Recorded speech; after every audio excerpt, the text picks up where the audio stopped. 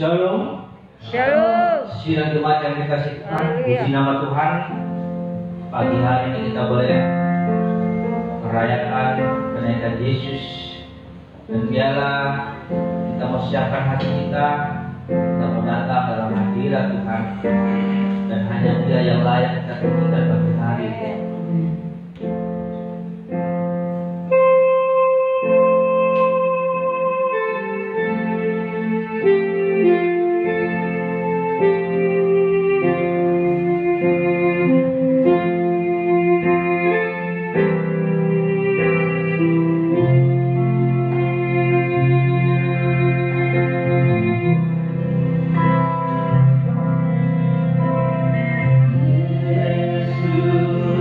Yesus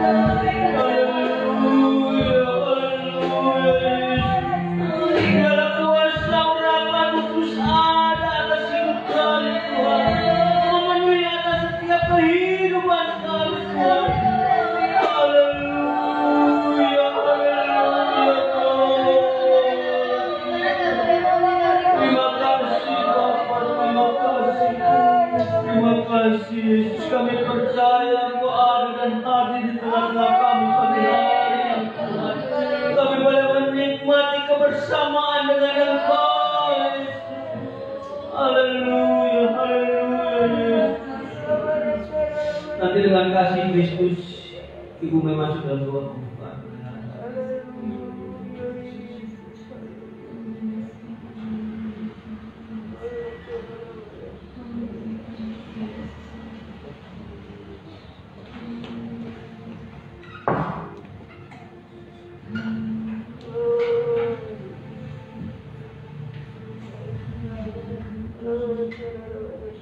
Segala puji dan syukur kami kembalikan kepada-Mu Bapa Allah kami yang hidup, Allah yang sungguh luar biasa, Allah yang selalu ada di dalam setiap kehidupan kami, Allah yang selalu hadir di dalam setiap kehidupan kami.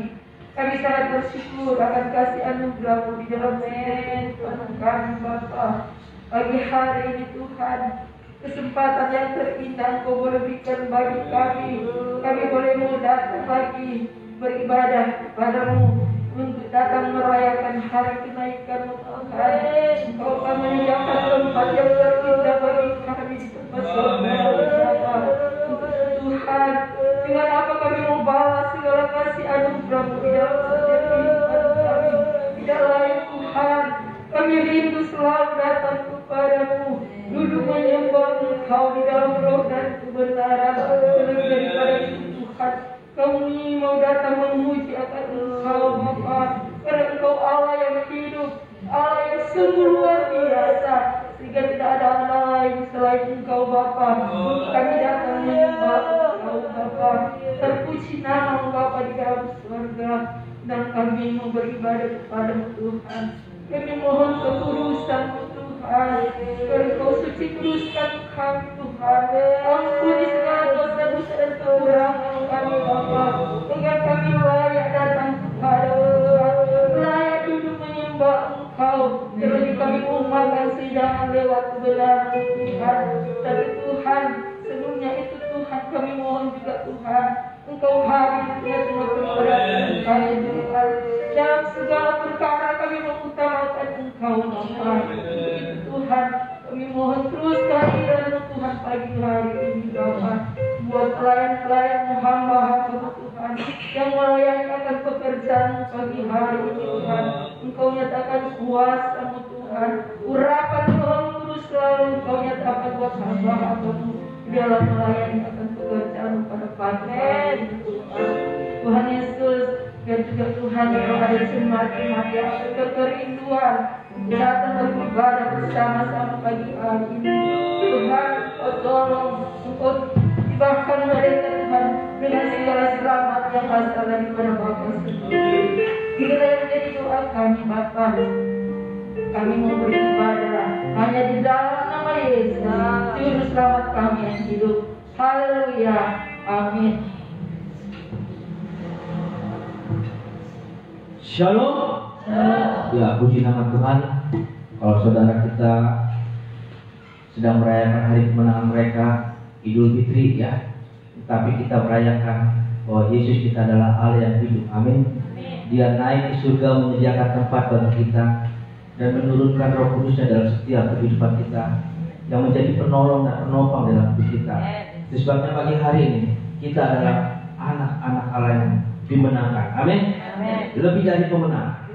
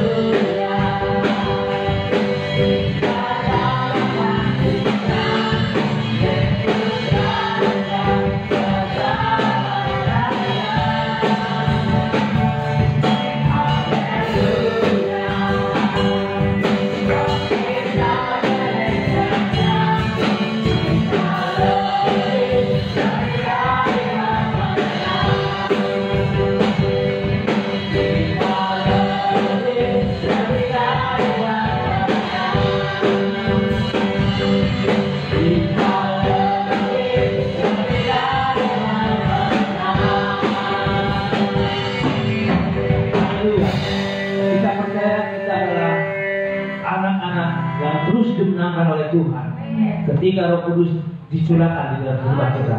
Itu sebabnya kita berdoa hari-hari ini, biar Roh Kudus sungguh-sungguh tercurah kuat atas setiap pribadi kita. Itu yang terus akan membawa kemenangan dalam hidup kita. Haleluya.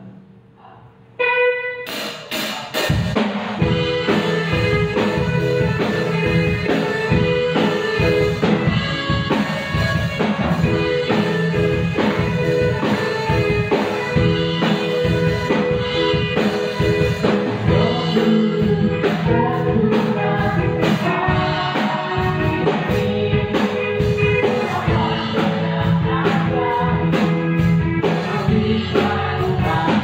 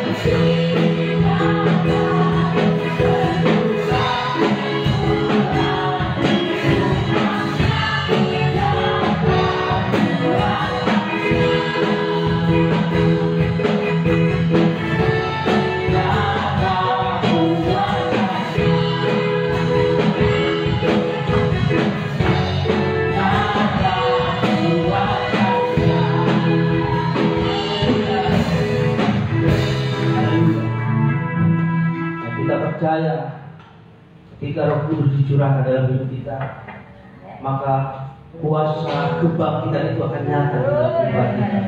Sebab kita harus siapkan nanti kita bagi hari ini, dan hanya pribadi firman dan dalam pribadi itu menyambut dalam hidup kita pada hari ini. Yesus kebenaran.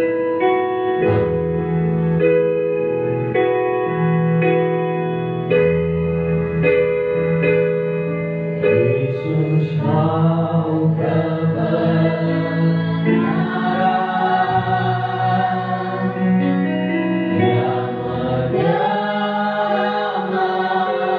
menyelamatkanku.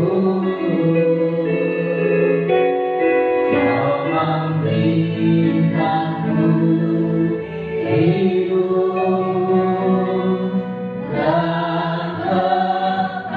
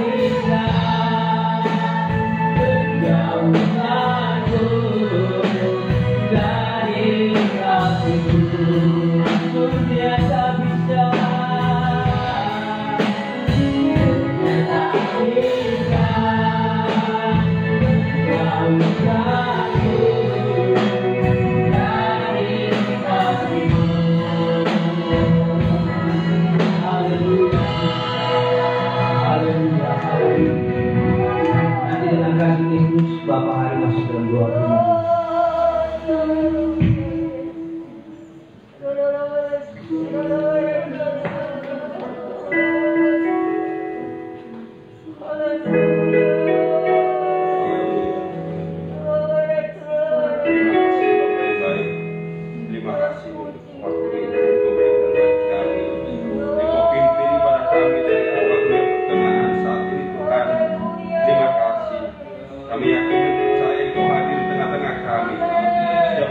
Penyembahan kami itu layak menjadi rupa yang baik bagi Engkau Tuhan. Terima kasih Tuhan. Saat ini Tuhan kami mau duduk diam, kami mau mendengarkan setiap kata perkataan Engkau percayakan melalui hamba-Mu. Layakan kami, layakan setiap hati kami untuk kami menerima setiap kebenaran dari firman-Mu Tuhan. Biarlah setiap firman-Mu mengajar mendidik kami untuk kami tetap setia di dalam Engkau, untuk tetap kami mengikuti setiap arah langkah-Mu Tuhan. Terima kasih Bapa yang baik. Terima kasih Tuhan Yesus. Layakan kami Tuhan. Terima kasih. Dalam nama Tuhan Yesus Kristus kami akan sambut firman-Mu Tuhan. Haleluya. Amin.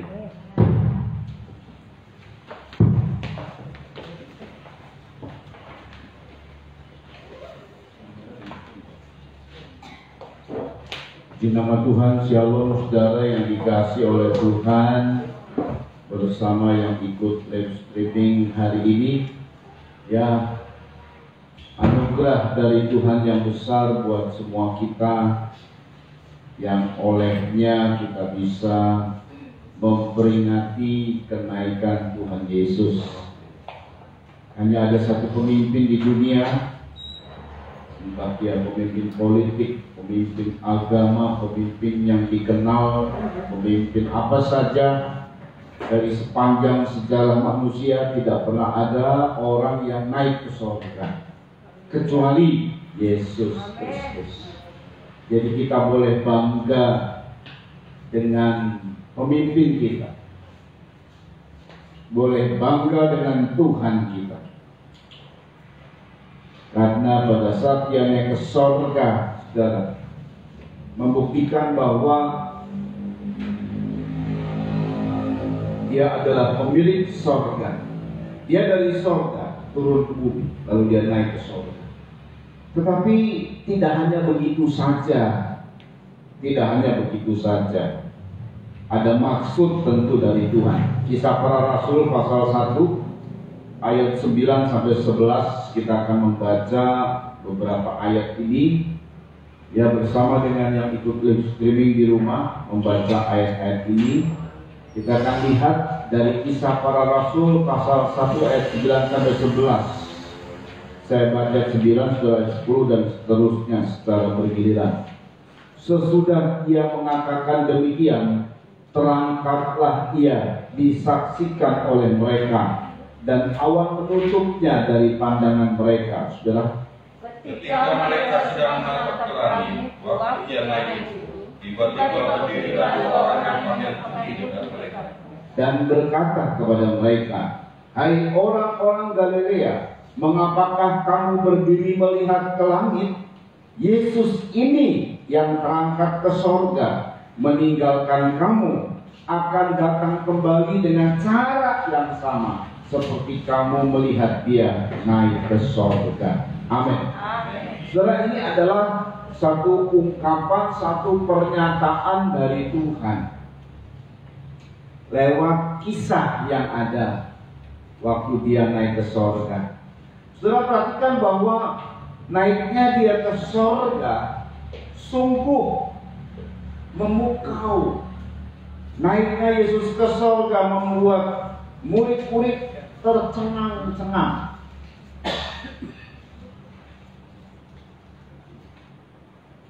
Terpukau-pukau, saudara. Kalau itu ada di zaman sekarang saja, ada orang yang tiba-tiba terangkat tanpa alat apa-apa, saudara. Bingung, ini pakai teknologi apa ini? Kalau kita lihat di iklan-iklan, ada orang memang yang terbang, tapi kan pakai pakai pakai jet atau pakai sesuatu lah yang membuat dia terbang. Ada pakai drone yang sekarang drone yang besar, saudara ya. Kalau kita lihat film-film superhero itu dongeng. Iron Man misalnya, terbang sana sini itu dongeng. Superman, Indonesianya Superman, dongeng. Dongeng semua. Yang enggak dongeng itu adalah Yesus naik ke surga. Tapi saya bilang, kalau ada orang di sekarang ini saja dia naik tanpa alat apa-apa, memukau, menghebohkan dunia. Apalagi 2000 tahun yang lalu, saudara. 2000 tahun yang lalu teknologi belum begitu canggih. Tiba-tiba di hadapan murid-murid yang lebih dari 500 orang dalam Korintus ada 500 orang yang melihat Yesus terangkat ke surga, terbang dia, terangkat dia. Ya bukan sulap, ini kisah nyata. Terangkat dia ke surga. Lalu murid-murid lihat dia loh dari disaksikan dari, saya tidak tahu berapa lama ya.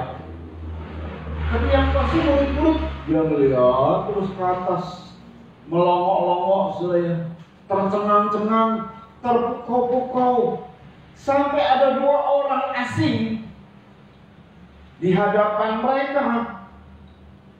2 orang ini berpakaian putih, ini malaikat. Tuhan tuh kirim sesuai dengan Taurat, karena akan menyatakan bahwa ini kebenaran. Dan kebenaran itu atau suatu perkara itu mesti sah kalau saksinya minimal 2. Jadi kalau Tuhan membuat segala hal itu nggak main-main, saudara. Dia bisa saja kirim 1 malaikat, tetapi Taurat berkata, makanya dia ikuti aturan dari hukum yang dia buat dan dia harus ikuti. Sehingga sekarang di dunia ini dalam sebuah hukum untuk mensahkan bahwa perkara ini benar atau tidak, itu menurut saksi dan minimal 2 saksi. Nah gitu, saudara ya. Itu masuk dalam hukum. Kita lihat sebentar di Taurat apa yang Tuhan bilang di dalam Taurat, saudara ya.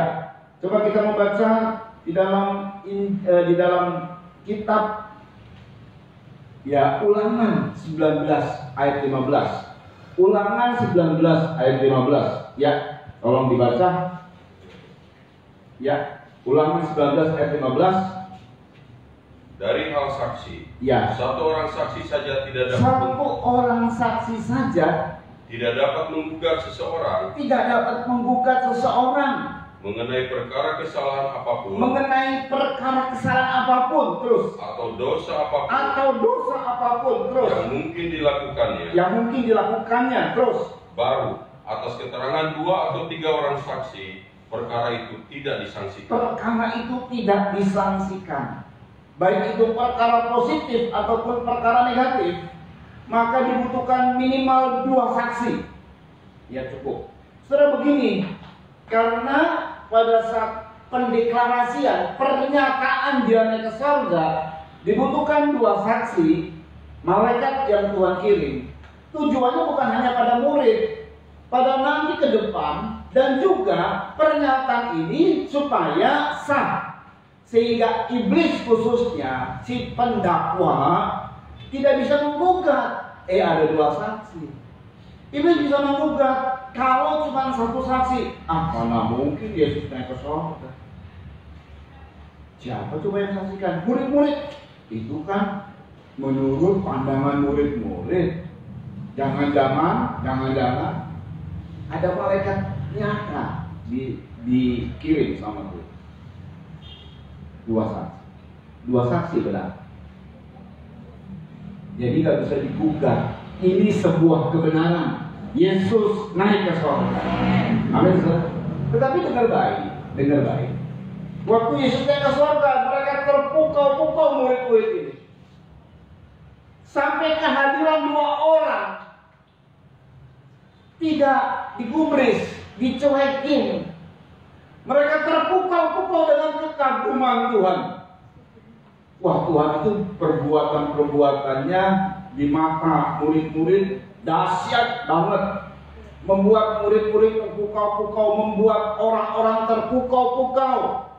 Terjadinya kesembuhan, terjadinya tanda-tanda ajaib.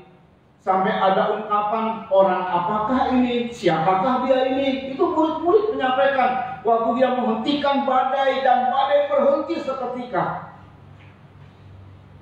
Hendaknya murid-murid terpukau-pukau, terkagum-kagum. Nah, saudara. Tapi dengar baik, saudara. Dengar baik. Kenapa Tuhan turunkan dua malaikat ini? Tujuannya jangan terlalu berlarut-larut dalam terpukau-pukau dengan tanda-tanda ajaib. Ya iyalah, satu orang, Yesus yang tidak dibantu apa-apa, tidak ada apa-apa, terangkat, bingung orang, murid-murid bingung, terpukau-pukau, kagum. Tapi tujuan dikirimkan dua itu, tujuannya jangan terlalu terpukau-pukau. Makanya seperti ada sebuah teguran gitu ya, ada sebuah digugah seperti supaya sadar. Coba ulang kembali ya, Kisah Para Rasul pasal 1 tadi. Terus kita lihat ayat 11. Ayat 11, perhatikan baik-baik.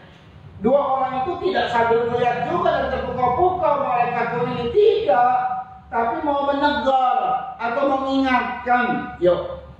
Dan berkata kepada mereka, pada murid-murid itu, ya, Hei orang-orang Galilea, mengapakah kamu berdiri melihat ke langit? Mengapa kamu berdiri dan tercengang-cengang melihat ke langit? Dalam bahasa Inggrisnya gaze.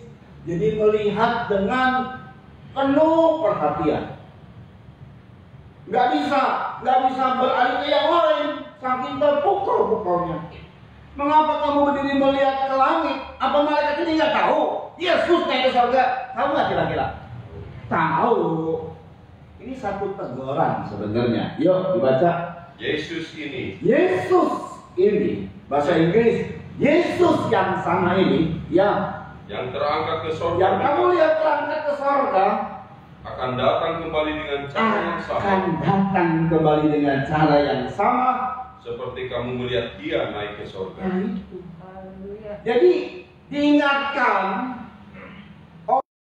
oleh malaikat ini, kamu boleh terpukau-pukau, tetapi jangan terlalu berlarut-larut. Sebab Yesus yang sama ini yang kamu lihat naik ke surga, dia akan datang kembali.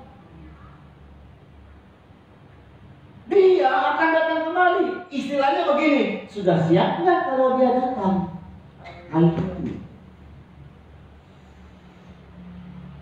Waktu saya memperenungkan, waktu saya melihat tentang kebenaran firman Tuhan, banyak orang Kristen hanya mencari tanda keajaiban. Kalau ada hamba Tuhan besar yang bisa melakukan mujizat, ini salah satu contoh. Itu sih nggak salah. Penuh gereja. Ada kesaksian-kesaksian yang memukau-mukau penuh gereja. Gak salah memang. Memang Tuhan itu ajaib. Tuhan bisa melakukan perbuatan ajaib. Tapi jangan terlalu terpukau-pukau dengan keajaiban Tuhan. Karena apa? Karena kita harus mempersiapkan dia. Sebab waktu murid-murid naik ke surga, waktu Yesus naik ke surga dan dilihat oleh murid-murid, dia sudah naik. Udah nggak bisa ditahan, Tuhan, nggak bisa, ini sudah lewat. Yang belum adalah dia akan datang. Karena pada saat dia datang itu harus butuh persiapan yang nggak main-main. Nah ini dia. Makanya ada dua orang malaikat. Apa yang kamu lihat? Nah malaikat ini tahu, makanya dia ngomong, Yesus yang sama ini, yang naik ke surga akan turun. Sudah siap? Itu pernyataan memang pada murid-murid. Generasi Petrus sudah berakhir. Paulus berakhir meninggal di 2000 tahun lalu. 70 Masehi Israel dan Bait Suci kedua dihancurkan. Sudah berakhir. Tinggal sejarah. Tinggal kita dengar kisah. Kemudian dari mulai tahun 1000 nggak pernah ada kan kita juga ya. Lalu kemudian tahun 2000 sekarang ya. Dan sudah 2021. Jadi kalau ungkapan tentang Yesus yang sama yang terangkat ke sorga akan datang kembali, mungkin buat murid-murid tidak berlaku lagi, sudah berakhir. Yesus naik kita peringatkan. Murid-murid juga sudah mati semua yang menyaksikan tentang naiknya Yesus. Sejarah gereja dari hebatnya gereja dari hujan awal sampai gereja merosot, lalu muncul Martin Luther, dan juga semua sudah berakhir. Sekarang di 2021, 13 Mei, yang masih akan terjadi adalah dia datang kembali. Dan ini rasanya tepat buat kita. Saya sih rasanya generasi yang sekarang ini, waktu dua malaikat ini ngomong, dia yang terangkat ke sorga akan datang kembali. Kan generasi demi generasi berakhir. Entah sudah berapa ribu generasi. Dan sekarang ini generasi entah keberapa saya tidak tahu. Kata-kata dari malaikat ini malah menjadi bagian penting bagi semua kita yang hidup sekarang. Karena kemungkinan generasi inilah yang akan menyaksikan apa yang seperti nubuatan dari malaikat. Yesus yang sama akan datang dengan cara yang sama, seperti kamu lihat naik ke sorga. Dan kemungkinan di zaman kita ini, ya saya berusia 56 tahun, saya tidak tahu. Tapi yang pasti kita punya anak-anak, generasi saya tidak tahu. Kalau ada 10 tahun, saya 66, rasanya masih kuat ya, rasanya. Mau tambah berapa? 20 tahun, 86. Wah, kayaknya sampai 86 lah ya, kira-kira ya. Oke lah, saya mungkin lewat kalau 20 tahun ke depan. Anak saya 20 tahun ke depan usia 40. Ilona 20 tahun ke depan usia 30. Lola usia berapa? 20 tahun ke depan 40.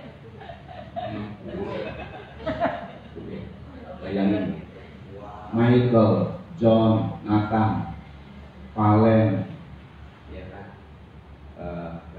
Vero, Alia, Joshua, Ligiwa, Lena, Flo. Berita ini disampaikan sekarang. Ya hampir tiap tahun kita akan merayakan ada berita kenaikan Tuhan Yesus. Kita baca juga sih. Sebelum dia berakhir, tetap dibaca lagi. Ingat ya, bukan cuma memperingatkan saja, tapi siap nggak Tuhan datang gitu kan? Pasti dibaca lagi, saudara. Ditekan lagi.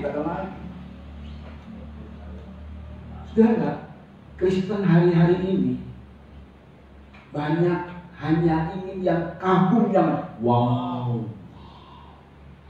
Lo serius?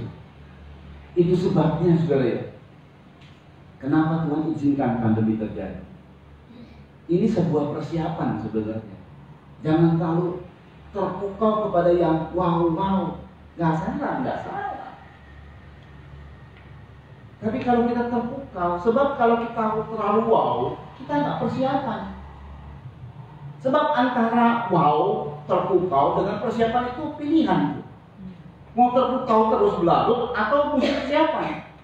Nanti kita lihat ya.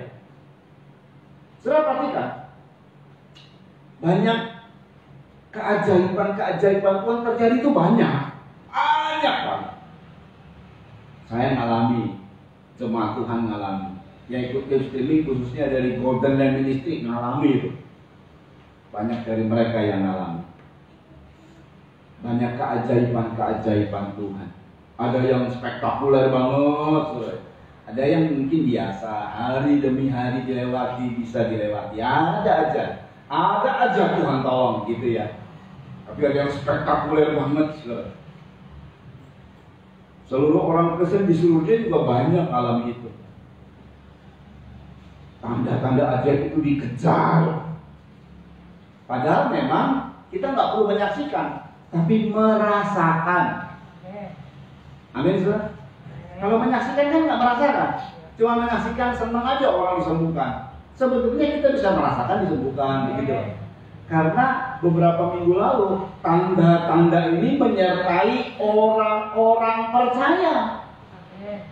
Kalau percaya disertai tanda ajaib. Nah, gitu loh, saudara ya. Saudara perhatikan baik-baik. Jadi keadaan terpukau nggak salah. Coba jangan terlalu berlarut-larut. Kenapa? Sebab dengar baik, ada hal penting yang harus kita perhatikan. Ada hal penting yang harus kita perhatikan. Apa itu? Kedatangannya kali yang kedua, kita harus mempersiapkan diri.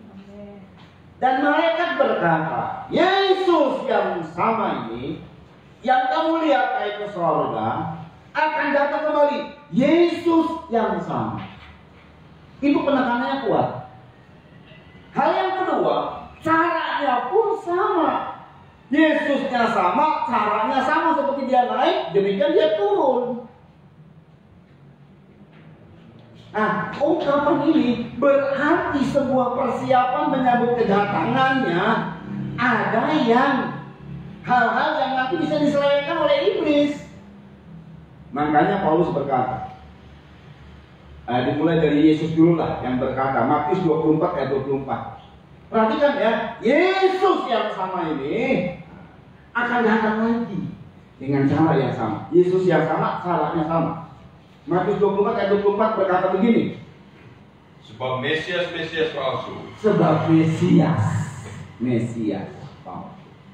Yesus itu disebut Mesias, Al-Masih, sama itu bahasa Arab. Mesias, Kristus itu sama. Yang diurapi, nah itu sama. Tapi dengar baik, di hari-hari terakhir justru Mesias palsu akan muncul. Terus dan nabi-nabi palsu akan muncul. Bagaimana pemunculan mereka? Mari.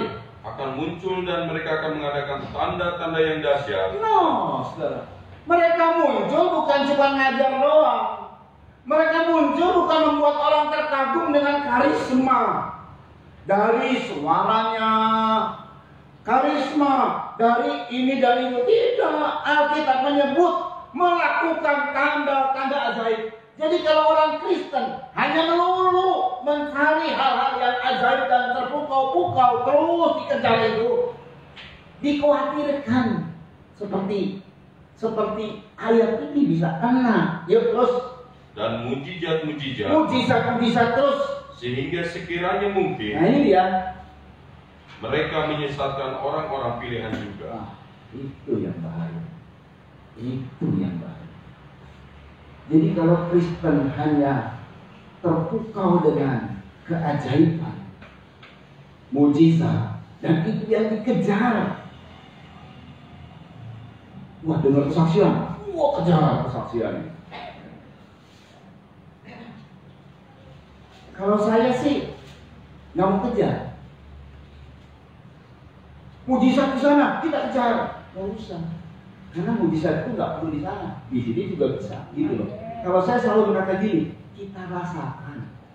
Kita tidak menyaksikan, tapi kita mau merasakan kalau mujizat, semua tanda-tanda itu.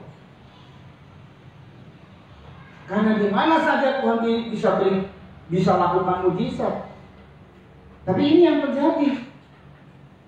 Wah, 30 banyak ya. Nah, khawatirnya Mesias-Mesias palsu muncul, nabi-nabi palsu muncul, bukan cuma ngajar loh, tapi melakukan tanda-tanda ajaib, melakukan mujizat-mujizat yang membuat terpukau-pukau. Itu sebabnya malaikat bilang, mengapa kamu lihat ke langit? Memang sih nggak ditulis, terpukau ya, kagum ya, enggak. Tapi ini mengandung makna, saudara. Jangan terlalu mengejar sesuatu yang wow. Memang gereja kita jujur aja sederhana. Alat musik dengan ala kadarnya, pemainnya juga dengan ala kadar. Ya, dipakai juga dengan ya beginilah, saudara. Tidak menurunkan derajat saya untuk menyampaikan berita firman Jemaat cuma begini aja, biasa-biasa saja. Tidak. Dari dulu sampai sekarang saya harus siapkan firman. Nggak peduli seperti apa. Sekarang saya masih tertolong dengan live streaming. Yang nonton live streaming ini bukan orang-orang biasa. Ada banyak orang-orang. Ya, baik dari dalam dunia dan lain sebagainya. Maksudnya dalam dunia sekuler. Tapi dulu sampai sekarang di desa, sekarang pagarnya sudah tidak bisa disebut desa lagi. Ini sudah naik ini. Memang sudah luar biasa. Tuhan memang berkati Subang ini luar biasa. Tapi nggak pernah mengurangi bobot dalam menyampaikan berita firman. Serius. Memang sih ada orang-orang yang suka dengan wow. Ya tidak apa-apa. Nah, boleh-boleh saja. Hanya bukan cuma sekedar saya mengingatkan. Karena dua malaikat ini mengingatkan. Kenapa kamu melihat langit terus? Terpukau ya dengan Yesus yang naik ke surga? Boleh, tapi nggak boleh, jangan berlarut-larut. Sebab Dia udah siap belum? Sebab untuk menyiapkan diri untuk menyambut kedatangannya bukan dengan terpukau, bukan. Betul-betul persiapan dulu. Betul-betul persiapan dulu.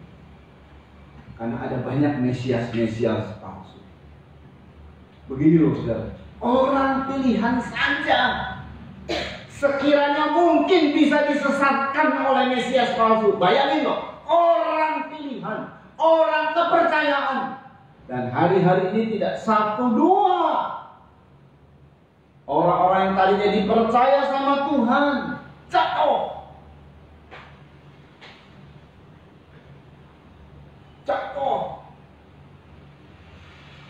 Karena nubuatan firman harus digenapi sepertiga dari bintang. Orang-orang bijaksana itu dalam Daniel.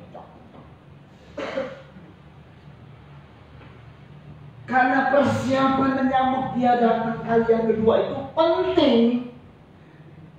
Makanya mesti diketahui lagi, Yesus yang sama. Sebab munculnya ada Mesias palsu, ada Yesus palsu, Yesus yang lain, istilah Paulus. Kita baca. Nah, saudara ya, di dalam 2 Korintus 11 ayat 2 sampai 4. Nah ini loh, Yesus yang sama, dan kemudian nanti saya akan bahas mengenai cara yang sama. Yesus yang sama dulu. Sebab muncul Yesus yang lain. Ini masih zamannya Paulus loh. Apalagi di zaman sekarang muncul banyak Yesus yang lain. Bukan cuma sus. Ya, sus. Yesus betul, Yesus yang lain namanya. Ya baca ya. 2 Korintus 11 ayat 2 ya. Sebab aku cemburu kepada kamu. Dengan cemburu ilahi. Karena aku telah mempertunangkan kamu kepada satu laki-laki untuk membawa kamu sebagai perawan suci kepada Kristus. Untuk membawa kamu sebagai perawan suci kepada Kristus. 1 Satu laki-laki yaitu Kristus Yesus. Terus, Tetapi aku takut aku takut.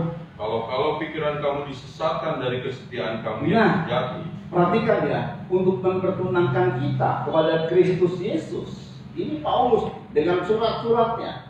Dia berkata kepada jemaat Korintus, aku cemburu ilahi sebetulnya.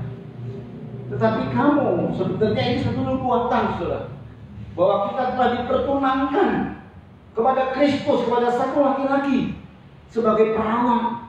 Wah, ini luar biasa nih ya. Saudara ya, ini pelayanan Paulus ini membuat jemaat siap sebagai perawan mempelai Tuhan untuk dipertunangkan kepada satu laki-laki, yaitu Yesus Kristus.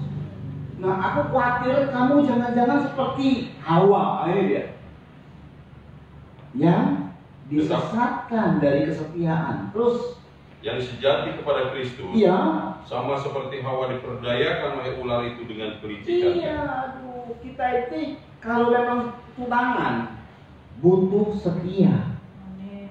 Orang tunangan itu setelah dia dikasih cincin pertunangan, nah itu mulai setia. Setia mulai bagaimana, saudara? Hanya berfokus kepada tunangan.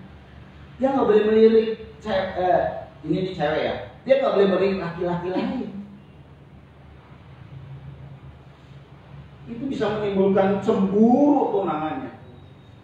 Jadi kalau memang sudah diikat sebagai tunangan, maka perempuan ini sudah mengambil sikap menutup mata. Hanya satu laki-laki saja tunangannya dia.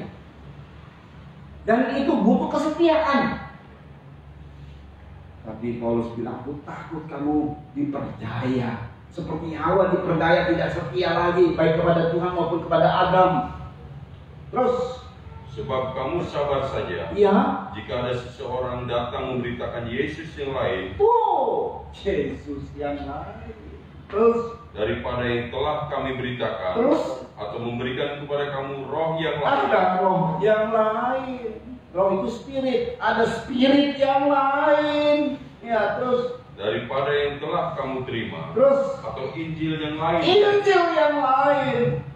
Terus Daripada yang telah kamu terima. tuh, ada Yesus lain, ada roh yang lain, ada Injil yang lain. Cukup, saja. Makanya tidak heran malaikat ini bilang, Yesus yang sama ini. Dia akan datang dengan cara yang sama. Oh, nggak tahunya ada Yesus yang lain, ada roh yang lain, ada Injil yang lain. Waduh. Zaman dulu aja udah heboh, udah muncul, apalagi zaman sekarang. Saudara, mari kita perhatikan baik-baik. Sebab nggak mudah mempersiapkan diri untuk menyambut Tuhan Yesus datang kembali. Nggak mudah. Sebab dia bukan lagi jadi bayi. Gak main-main ini. Karena kalau bisa iblis akan menyesatkan orang pilihan dengan penampilan Mesias palsu, dengan penampilan Yesus yang lain, dengan penampilan roh yang lain, dengan penampilan Injil yang lain. Yesus yang lain itu artinya begini, saudara. Kata Yesus, arti dari Yesus adalah Jehovah Salvation. Artinya adalah Jehovah keselamatan. Yesus itu artinya Tuhan penyelamat, atau bisa dikatakan juru selamat. Jurunya menyelamatkan. Selain Yesus, siapa yang bisa menyelamatkan kita? Tapi ini semua, saudara, semua. Yang pesaing Tuhan yang berat siapa, saudara? Iblis. Kedua, Mammon. Makanya Tuhan bilang, segala hal bisa aku selesaikan, kata Tuhan. Mammon juga sama bilangnya gitu. Segala urusanmu, masalahmu, kata Mammon nih, kata duit, aku bisa selesaikan. Lo serius? Kalau iblis ngomong begitu, bisa memang cuma takut sama iblis. Ya, ada rekan-rekan dari Jakarta yang udah lama lost contact. Lalu kemudian Pak Harun tolong doakan. saya diganggu lagi sama Lucifer. Tingkatnya Lucifer ini, nggak main-main. Sebab kalau udah tingkat diri dia menguasai jiwa, nyuruhnya apa saudara? Bunuh diri. Jahatnya begitu saudara. Ini udah berulang kali mau menerjunkan diri dari jurang, masuk jurang gitu. Bingung saudara. Nggak bisa tidur saya. Ya, orang kalau disebut Lucifer, hampir semua orang lah ya, kecuali orang-orang yang gak waras aja gitu ya. Hampir semua orang secara wajar takut pasti sama Lucifer. Takut. Iblis, syaitan, takut. Makanya waktu iblis bilang, aku bisa menyelesaikan masalah, ogah kata manusia. Takut gue sama lo, gitu kan. Tapi kalau duit, siapa yang takut? Duit, mau. Atau duit, aku bisa menyelesaikan semua masalah, mau. Gitu kita, kata manusia. Makanya sudah Paulus berkata kepada jemaat Korintus, kamu ini, aduh aku khawatir banget.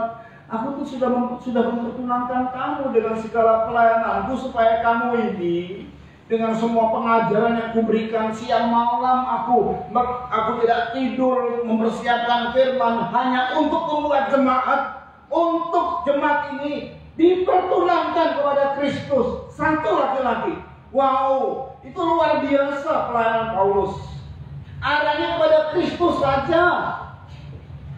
Aku takut kamu akhirnya beralih kepada Yesus yang lain, kepada penyelamat yang lain. Kamu diperdaya oleh duit. Saya berkata, saudara, begini, dengar baik apa yang saya bilang. Tuhan telah menguasai dunia. Tuhan telah mengalahkan dunia. Dengar baik ya. Dalam benak pikiranmu isi dengan apa? Fokus sama Yesus. Duit akan ngejar saudara. Serius. Kalau saudara butuh, duit akan ngejar saudara. Artinya apa? Apa yang kamu perbuat akan jadi berhasil. Dan kamu akan dicari oleh orang. Fokus sama Yesus saja. Jangan sama yang lain. Sama Yesus saja. Saya begitu yakin dengan hal ini, saudara. Hari-hari ini memang akan terjadi banyak pemulihan. Fokus sama Yesus saja. Jadi kita lihat sumbernya, dia sumber segala-galanya ke Yesus. Itu pertolongan semu, juru selamat yang semu, apa namanya? Duit. Semu itu. Dalam benak pikiran kita adalah Yesus saja. Nanti Yesus yang bisa menggerakkan apapun. Bayangin ya, di dalam zaman Yesus, dia bilang sama Petrus, buat pajak. Nah ini karena sebenarnya nggak perlu bayar pajak, cuma gara-gara Petrus salah ngomong ya, harusnya jadi supaya jangan jadi batu sandungan buat banyak orang.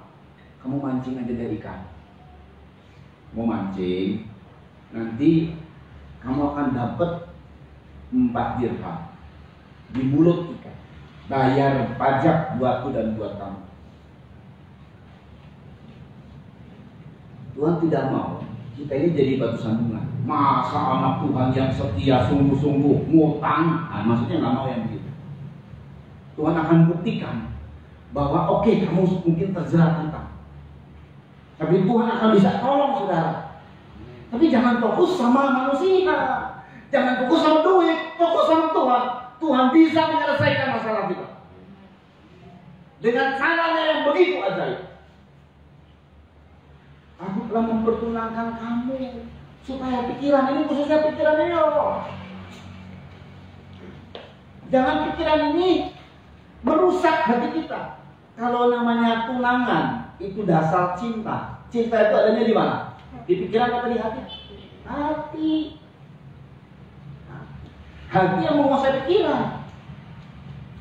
Tapi oleh karena pikiran merusak hati kita. Akhirnya dipertimbang-timbangkan, aku kurang cinta lagi sama Tuhan. Aku mulai beralih kepada yang lain. pertolongan duit, ada orang kaya yang baik, ada orang yang baik. Itu membuat cemburu Tuhan. Makanya banyak kali perbuatan-perbuatan yang kita lakukan, pekerjaan yang kita kerjakan nggak berhasil karena kita beralih ke yang lain.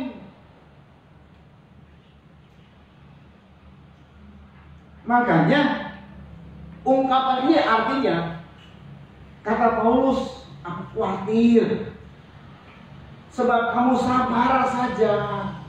Jika ada orang yang beritakan Yesus yang lain, Injil yang lain, Injil itu kabar baik, tapi yang lain, kitab yang lain, yang rasanya kok kelihatan baik ya, atau spirit yang lain. Saudara, saya teringat ya, zaman dulu saya waktu masih remaja, saya nyanyi api Kristus sudah menyala. Itu biarpun lampunya nggak dikedip-kedipin segala macam, dengan terang benderang gini semangat kita. Sekarang rasanya perlu untuk lampunya dikedip-kedip sono sini, di panggung tuh dikedip-kedip sono sini supaya semangat gitu. Enggak, dulu juga nggak gitu. Dulu Pantekosta semangat berapi-api tanpa lampu remang-remang gitu ya. Iya sih, memang kalau saudara lihat ya dalam satu teater, satu bioskop aja ya, mati lampu, itu kan pengaruh jiwa kita kan. Bayangin kalau kita nonton bioskop, lampunya terang benderang gitu ya. Bioskopnya kan dia memang jalan karpet ya, tapi terang benderang, ngenang nggak? Enggak lah, nggak terlarut kita. Ya ini mah cuma sekedar sampaikan saja, sebab ada spirit yang lain memang. Nggak salah sih, tapi bukan itu menjadi fokus sebenarnya. Ada spirit yang lain, ada kabar baik yang lain, kitab yang lain. Makanya jadi pindah agama, karena ada kitab yang lain kan. Dan ada Yesus yang lain. Kata Paulus, aku mau kamu tetap mengarahkan kesetiaanmu, mengarahkan pikiranmu kepada Yesus Kristus yang sama. Dia kerja, dia bisa bekerja dengan ajaib. Tapi Paulus kesal, kenapa kamu sabar? Nah artinya begini saudara, kamu harus tegas. Jangan semua enggak, harus tegas dong. Contoh yang paling simpel aja, datang saksi Yehova, tegas. Kalau saudara nggak bisa jawab, tegas, maaf ya, saya nggak ada waktu, saya nggak pergi. Gitu saudara. Jangan, itu nggak enak ya sama orangnya, nggak enakan. Padahal dia lagi menghasut kita atau lagi merayu kita. Tegas. Roh Kudus sudah bilang, mesti tegas. Gitu. Sebab kebenaran itu harus tegas. Saudara perhatikan baik-baik. Jadi yang dipersiapkan, kalau orang terpukau, nggak mempersiapkan kedatangan Tuhan. Kalau orang terpukau, yang diinginkan adalah hal-hal yang membuat wow. Jadi kebiasaan dari manusia, ada sesuatu di telinganya yang terdengarnya wow, dicari karena wow. Kalau kebenaran, nggak wow sih kalau kebenaran. Sebab kalau kebenaran itu menemplak, memperingatkan, menasehatkan.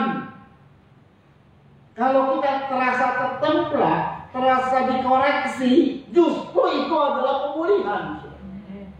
Tapi beberapa orang nggak mau, maunya yang wow saja. Hidupnya akhirnya membenarkan diri. Akhirnya jatuh bukan pemulihan tetapi penghukuman. Tiba-tiba nggak diracun, lah kenapa saya nggak diracun ya? Ya membenarkan diri. Nah ini dia, ini jadi sebenarnya kebenaran firman itu menemprak kita. Sedangkan beberapa orang ini dan kemudian gaya ini ada di dunia modern, di dunia kita ini. Di generasi akhir ini gaya ini ada. Gaya yang wow, cari yang wow.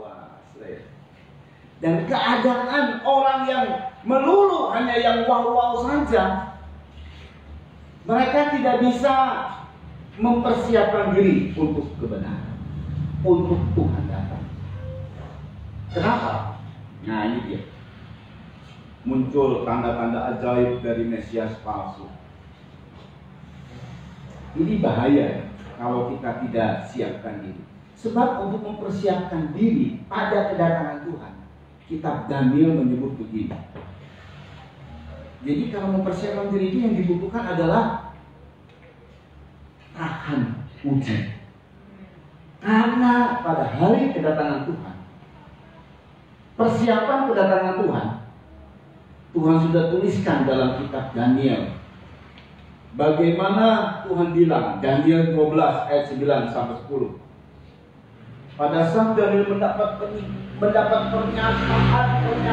yang begitu hebat sekali. Ini Daniel sama Yohanes sama. Tapi Daniel lebih lama lagi, saudara ya. Lebih nggak ngerti lagi dah. Teknologinya belum nyampe dah. Waktu dia dapat pernyataan itu, biarpun Daniel adalah orang berhikmat, Daniel 12 ayat 9 sampai 10.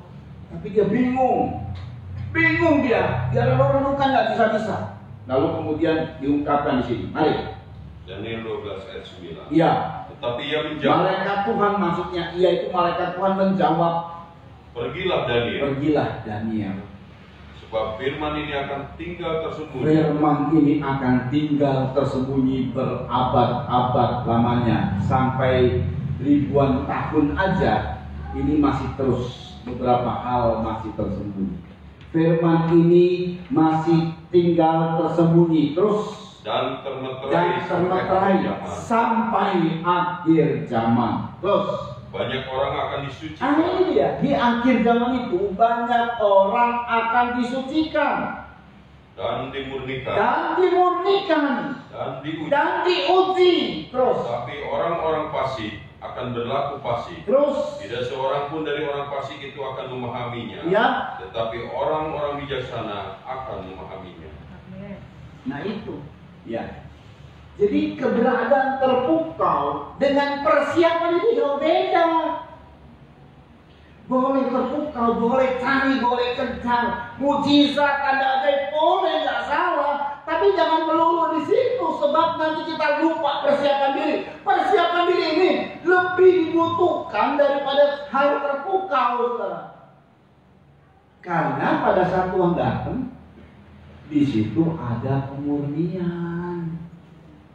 Lolosnya di pemurnian. Ada pengujian.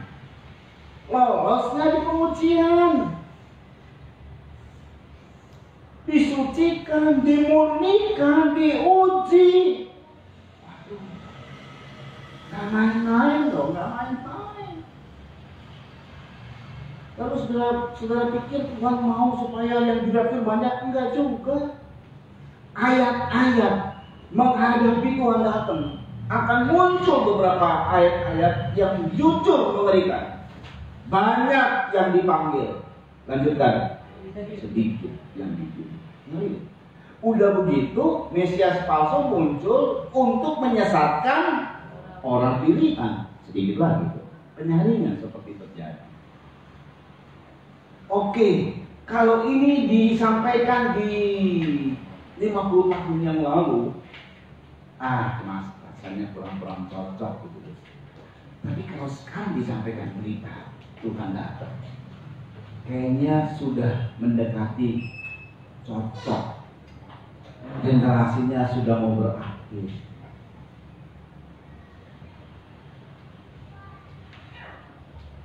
Saya mungkin pernah berkata, untuk memasuki rapture itu tidak mudah. Saya saja kemungkinan tidak rapture. Saya saja bisa berkata begitu. Kalau saya tidak jaga diri.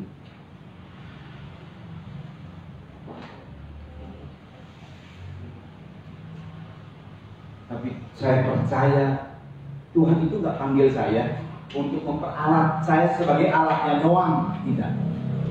Tuhan panggil saya karena Dia cinta sama saya. Itu yang saya tahu. Artinya begini, kenapa sekarang ini kok saya rasanya nggak mood melejit gitu? Karena Tuhan tahu kekuatan saya. Nanti melejit kamu sombong.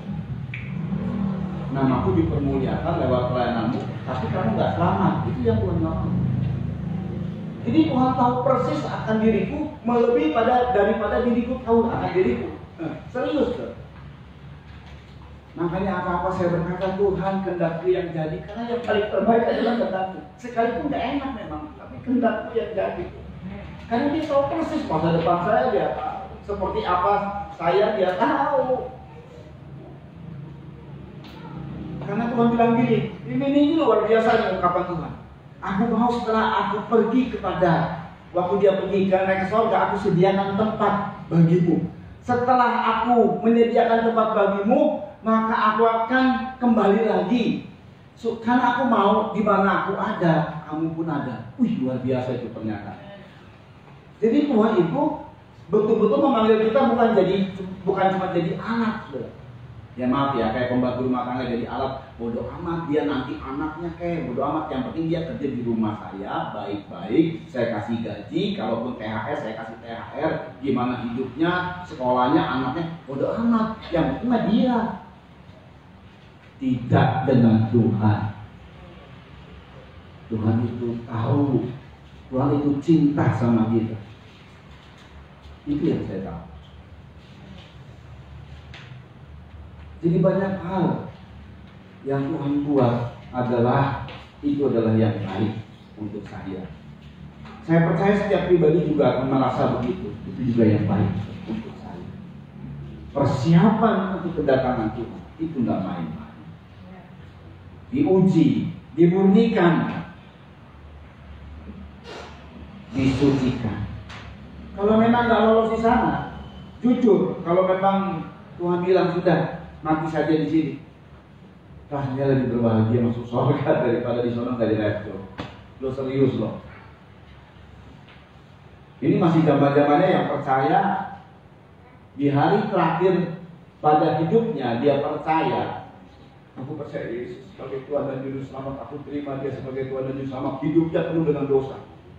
Terus begitu dia ngomong itu mati, masuk surga. Biarpun cuma di barak, nggak apa-apa. Daripada pelayanan seperti saya, nggak diracun. Oh Tuhan,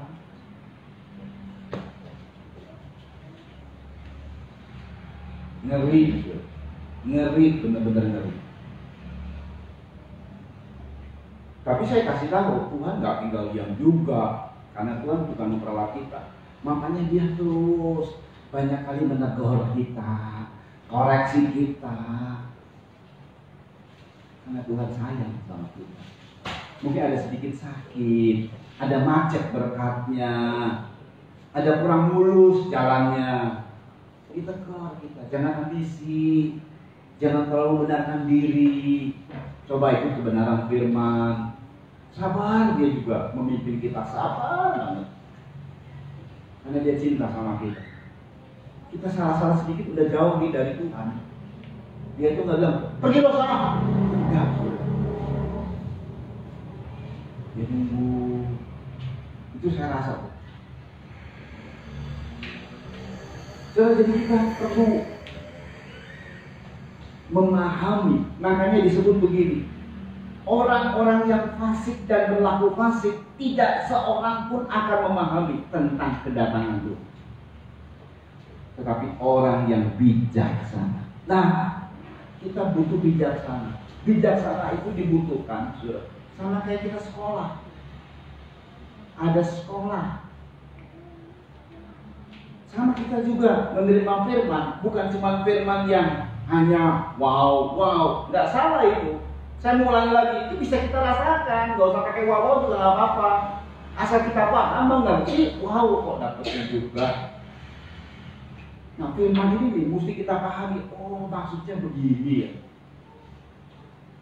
Yesus yang sama. Karena ada yang lain, Injil yang lain, Roh yang lain. Makanya untuk mempersiapkan diri kedatangan Tuhan, kita siap untuk diuji, kita siap untuk disucikan, kita siap untuk dimurnikan. Dan Tuhan siapkan semuanya. Jadi begini saudara, jangan dihindari kalau memang persoalan datang sama kita. Selalu punya prinsip begini, apapun yang terjadi seizin Tuhan. Saya ini anak Tuhan, saya ini anak Allah. Itu yang kita harus ungkapkan. Apapun yang terjadi di kedepan hari saya, entah dia menyenangkan, entah tidak menyenangkan, seizin Tuhan, seizin Bapakku. Aku ini miliknya Tuhan. Dan apapun yang seizin Tuhan, pasti ujungnya untuk kebaikanku. Mungkin kita lalui dengan cucuran air mata, menangis. Tapi saya percaya ujungnya untuk kebaikanku. Itu. Nah, supaya itu terjadi ujungnya, kebaikan kita kemudian jadi real, jadi nyata, tetap setia sama Tuhan. Tetap setia sama Tuhan.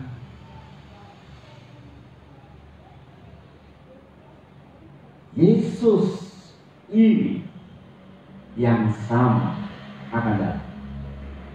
Yesus yang sama, dia punya proses. Dia yang sama, dia sudah menyampaikan bahwa dalam kebenarannya, kedatangannya diuji, dimurnikan, disucikan. Umatnya, anak-anaknya. Kemudian, ada penampakan sono. Wow, kata bahasa yang lain, subhana.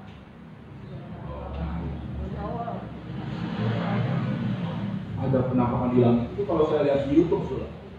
Mungkin sekarang ini banyak muncul penampakan ya. Ya penampakan The Demit juga ada. Termasuk pengennya penampakan apa aja. Yang positif dan yang negatif semua muncul penampakan. Aneh-aneh sekarang ya. Ini yang kemarin heboh babi ngepet.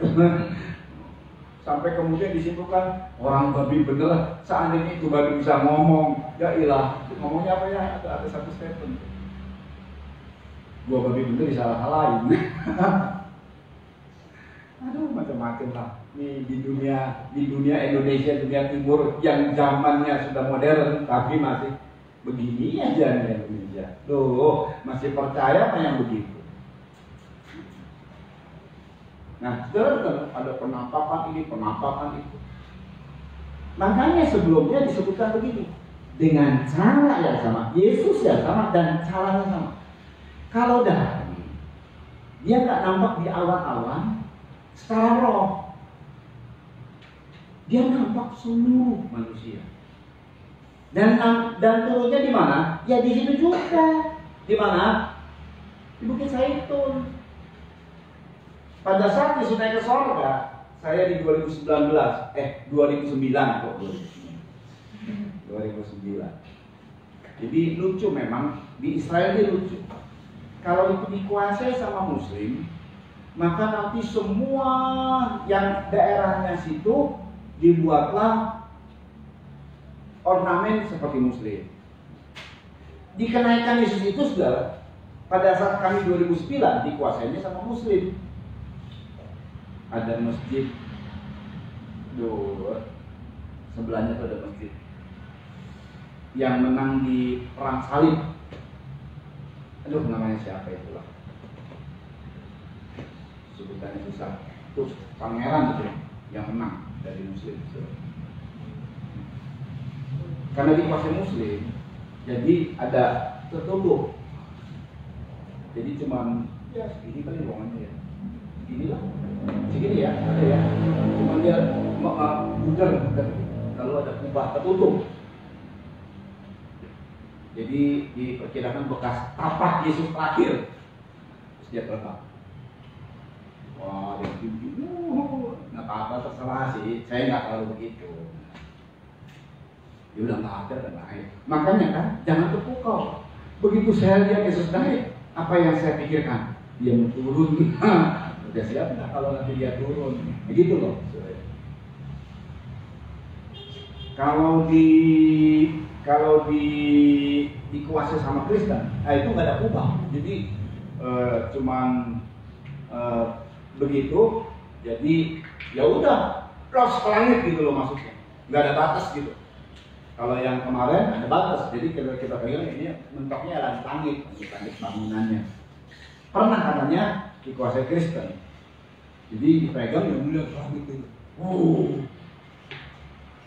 Ya waktu itu ya, waktu saya datang, ini cerah banget, gitu. Tuhan cerah banget. Ini titik apa ya ini? Dia pilihnya di sini gitu, kira-kira. Jadi keponya banyak gitu kan. Udah keponya segala macam, udah kepo menghayal, kepo, segala macam. Ini titik apa ya? Pentingnya kayak apa ya Tuhan kok di sini dan harus kemari lagi gitu. Dan harus ke sini lagi. Dia nanti waktu datang bukan di Indonesia, turun di Indonesia itu, apalagi di Pegadaian. Enggak.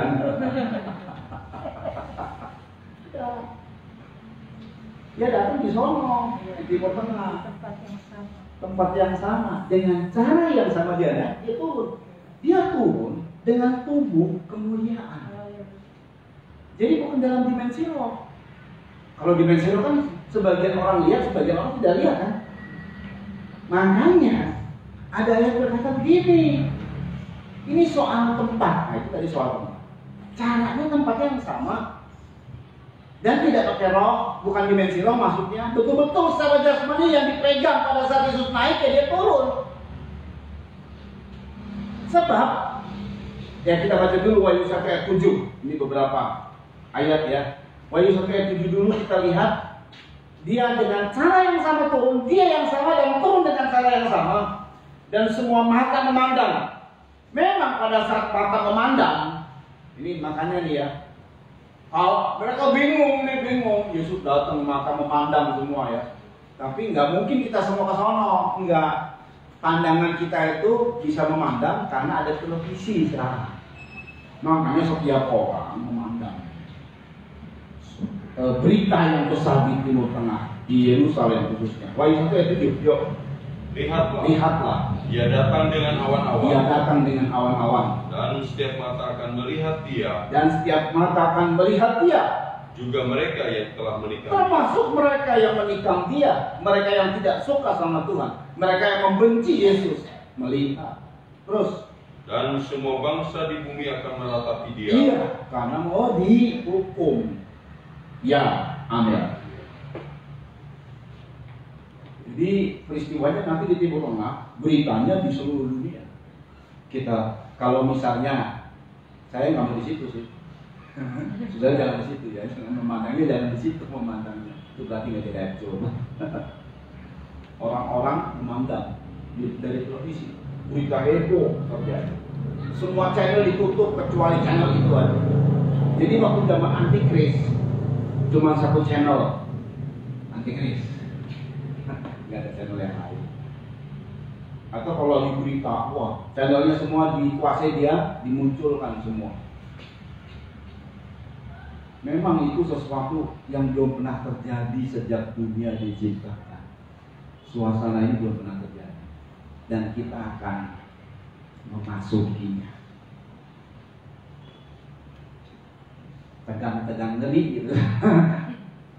Enak-enak ngeri gitu. Ngeri-ngeri sedap. Ngeri-ngeri sedap.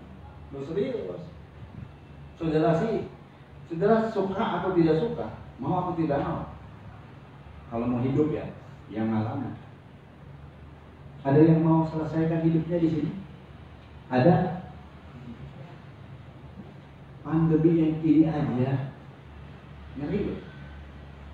India kalau nggak salah terjadi berapa? 4.020 juta kan? Itu pembakaran mayat di India udah umum di kota-kota gitu. Udah nggak ada lagi tempat untuk bakar mayat. Ya udah di kota-kota ada kayu disusun itu ada mayat. Nah, sono makar. Yang terjangkit puluhan juta. India paling terbesar ya. Ada kasus baru lagi, ada utang baru lagi. Beberapa dari yang saya kenal kena virus, serius. Ada yang meninggal. Yang saya kenal ya, entah di Palembang, entah di Bandung, entah di mana, termasuk di Solo. Tapi ada yang sembuh. Di tengah-tengah yang kena dia nggak kena. Ada aja yang begitu ya. Kemarin kita dites antigen, tiga-tiganya lolos, negatif semua. Tapi percaya nggak percaya, karena saya nggak pernah kena. Jadi percaya nggak percaya, itu virus ada sih memang. Saya nggak pernah kena. Tapi kita mesti hati-hati lah, jemaat Tuhan juga hati-hati. Orang yang kita dengar dan dekat sama kita, ada orang yang kena dan dia sebelum tahu dia itu ngobrol sama orang yang kena virus. Kaget nih, dia datang ke satu pesta, lebih kaget lagi kan setelah dia tahu dia kena. Langsung cek, untung negatif, seperti ada selubung atas anak-anak Tuhan. Saya tidak mau sebut ya, saya heboh. Loh, kita aja pernah heboh ya. Tapi semua yang terpapar virus yang kaitannya dengan kami pengembalaan atau ministry sembuh semua, sembuh. Itu bukan karena kekuatan siapapun, itu karena apa sih? Anugerah. Memang untuk jemaat Tuhan di Pagaden, anugerah itu besar banget. Serius. Ngalami anugerah kita ini besar banget. Banyak hal-hal kasus yang Tuhan tolong. Gak masuk akal tapi Tuhan tolong. Sebenarnya Tuhan mau gini, fokus aja ke aku aja. Beres, aku sudah buktikan loh. Banyak hal yang luar biasa. Tapi ya, masing-masing sih ya. Cara yang sama. Makanya tempatnya pun di sana, nggak di mana-mana. Makanya ya, nanti kedatangan Tuhan itu yang kita mesti hati-hati, waspada adalah hati-hati, jangan tertipu dengan Yesus yang lain, juru selamat yang lain, penolong yang lain. Penolong kita cuma Yesus lewat kebenaran firman. Hati-hati, jangan ada spirit yang lain. Hati-hati, jangan ada kabar baik yang lain. Yesus dengan Injil, dengan kebenaran firman yang kita dengar. Itu hari ke depan. Di mana hari kedatangan Tuhan itu isinya adalah diuji, dimurnikan, disucikan. Bukan wah. Bisa kena Yesus yang lain tuh. Dan tempat. Nah ini nih. Kita baca, ini poin terakhir. Di dalam Tuhan bilang, hati-hati, dia tidak muncul di tempat manapun. Matius 24 ayat 20 sampai 28. Ini ayat terakhir. Karena dengan cara yang sama, dia pergi, dia juga datang. Berarti mesti di Bukit Zaitun. Dan sebelum itu terjadi, hati-hati di hari-hari terakhir akan ada banyak penampakan dan kaitannya juga dengan tempat. Matius 24 ayat 22 sampai 28.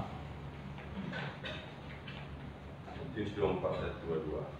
Dan sekiranya waktunya tidak dipersingkat, Ya. maka dari segala yang hidup tidak akan ada yang selamat. Iya. Akan tetapi karena orang-orang pilihan, waktu itu akan dipersingkat. Terus Pada waktu itu jika orang berkata kepada kamu, iya, lihat, Mesias ada di nah ini sini. soal tempat. Hati-hati. Lihat, yang diurapi ada di sini. Mesias itu artinya yang diurapi. Lihat, tempat ini kudus. Hati-hati. Sampai detik ini kita masih memakai tempat bukan milik gereja. Sampai detik ini. Kenapa? Ada maksud dari Tuhan juga. Kalau ini sudah jadi milik gereja misalnya ya, kadang-kadang ada orang yang salah tafsir. Mimbar ini ya kudus, ya nggak boleh main-main. Yang kudus itu, yang penting kudus itu siapa sih? Mimbarnya atau kitanya? Kita. Baik suci itu bukan gedung ini, sebenarnya ditinggal. Nanti kita yang harus kudus. Gitu loh. Ya kita kemudian juga nggak main sembarang dong, iya dong, tetap rawat dengan wajahnya, betul kan? Tapi jangan terlalu berkata, waduh itu kudus, tempat ini kudus, jangan main-main. Makanya soal tempat mesti hati-hati. Terus Atau Mesias ada di sana. Mesias ada di sana, kan soal tempat, di sana, di sini. Kalau mau datang di Yerusalem, di Kudus itu yang benar. Jadi Tuhan nggak bicara mengenai tempat. Terus Jangan kamu percaya. jangan kamu percaya. Terus Sebab Mesias palsu dan nabi-nabi palsu akan muncul, dan mereka akan mengadakan tanda-tanda yang dahsyat dan mujizat-mujizat, terus. sehingga sekiranya mungkin mereka menyesatkan orang-orang pilihan juga. Iya, sudah ya. Jadi ada banyak gereja-gereja juga berkata begini, ini gedung gereja, tempat yang hadirat Tuhan. Kamu akan rasakan cuma di tempat ini yang ada hadirat Tuhan. Loh, emang bilangnya nggak ada? Udah keliru ya. Hati-hati dengan ungkapan-ungkapan soal tempat. Karena tempat yang sesungguhnya hadirat Tuhan, tempat sesungguhnya baik Tuhan adalah tubuh orang percaya. Saudara di rumah, di mana segala macam. Makanya Tuhan izinkan pandemi ini, stay home, tetap di rumah-rumah, toh bisa rasa hadirat Tuhan.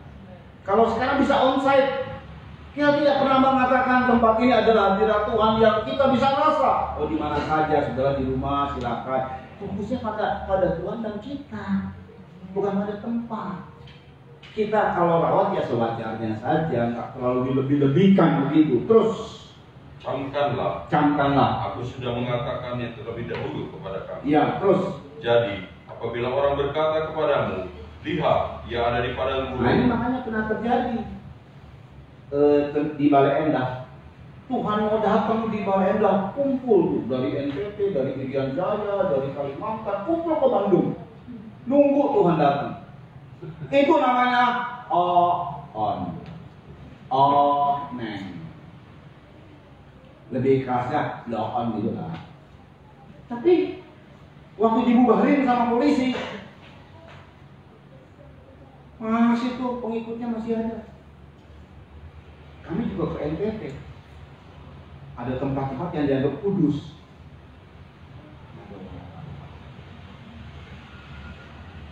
Kebanyakan kalau orang-orang Kristen adat itu mereka seperti mengatakan ini loh, tempat-tempat kudus, tanah-tanah kudus buat Tuhan kudus yang gitu.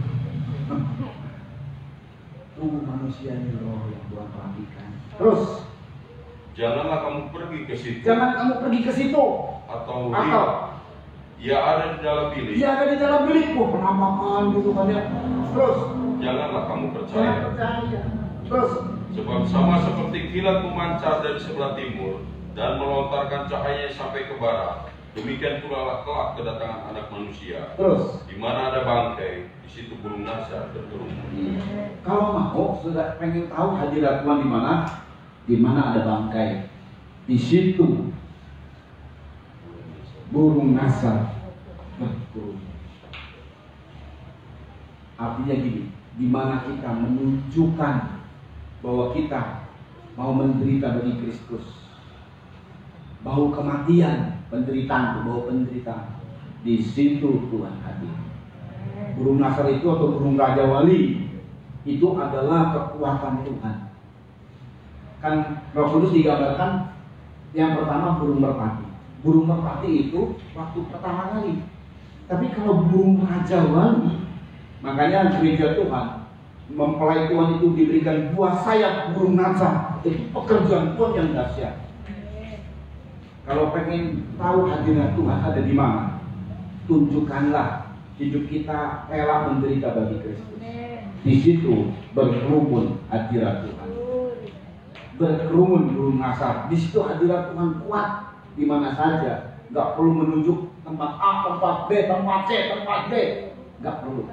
Kalau pengen tahu hadirat Tuhan ada di rumahmu bisa. Asal rela menderita bagi Tuhan. Suami marah-marah, istri memberikan dengan pelayanan yang baik. Itu hadirat Tuhan ada. Suasana hadirat Tuhan ada. Suami marah-marah, istri marah-marah, bubar. Malaikat bubar mencatatkan Tuhan, malaikat bubar diusir kita, malah-malah. Makanya hadirkan kerajaan Allah. Kalau ada orang yang suka marah-marah, pasangannya diem, lama-lama juga diem. Betul nggak? Betul nggak ya? Kan Tuhan bilang, semua keberadaan emosi segala macam itu hanya berhenti dengan orang yang diam. Diam itu artinya tidak balas, tidak mendendam juga ya, mengampuni, tenang semua jadi tenang. Karena kerajaan surga akan hadir. Terbuka boleh, tapi jangan terlalu larut-larut. Karena kita bisa rasakan nanti hadirat Tuhan. Kita bisa rasakan keajaiban Tuhan. Jangan cari-cari. Jangan tempat ini jangan cari-cari. Kalau memang harus stay home di rumah bagi jemaat Tuhan, nggak masalah. Kita yang onsite nggak masalah. Tuhan ada di mana saja kita tinggal. Asal mari rela menderita bagi Tuhan, siap disucikan, dimurnikan, dan diuji. Ingat ya, inilah persiapan kita. Tidak mudah, tapi menjadi mudah oleh karena Tuhan beserta kita. Amin.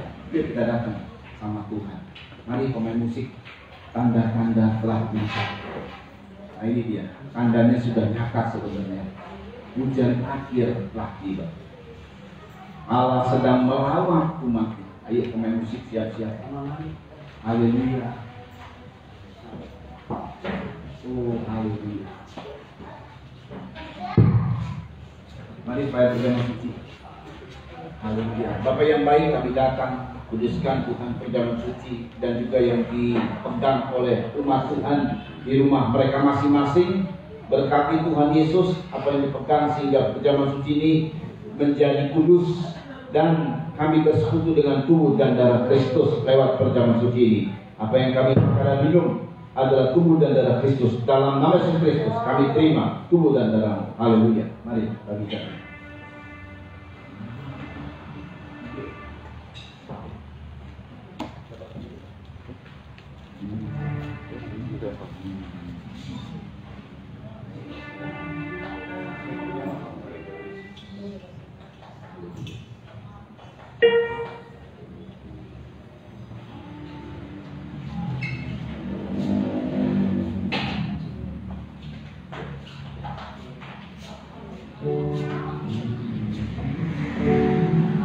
Tanda-tanda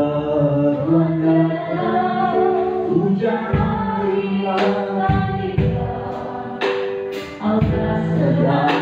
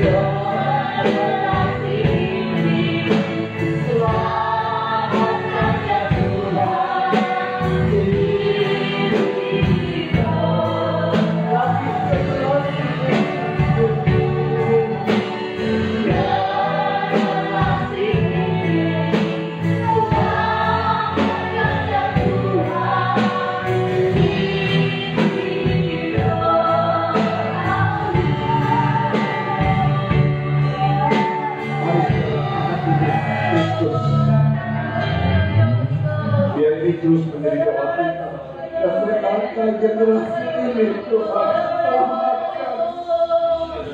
Sebab begitu banyak sekali dosa yang bertumpuk-tumpuk di dunia ini. Orang muda jatuh dalam dosa, orang muda bunuh diri. Begitu banyak kejahatan yang hebat merusak generasi. Generasi ini bisa dirusak. Begitu hebat jahatnya iblis merajalela. Itu sebabnya kita berdoa, selamatkan Tuhan generasi.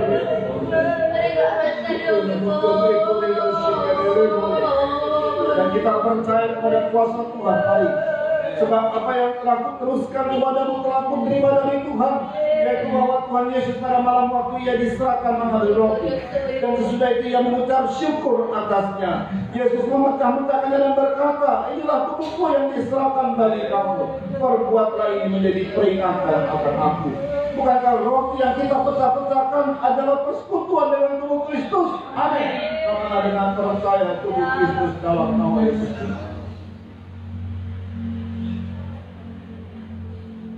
Angkat dua minuman. Demikian juga Yesus mengambil cawan setelah makan lalu berkata, cawan ini adalah perjanjian baru yang dimeteraikan oleh darahku. Perbuatlah ini setiap kali kamu meminumnya menjadi peringatan akan aku. Sebab setiap kali kamu makan roti ini dan minum cawan ini, kamu memberitakan kematian Tuhan sampai ia datang. Bukankah tahun pengucapan syukur yang atasnya kita ucapkan syukur adalah persekutuan dengan darah Kristus? Amin. Inilah dengan percaya dengan Kristus dalam nama Tuhan Yesus Kristus. Haleluya. Mari nyembah Tuhan.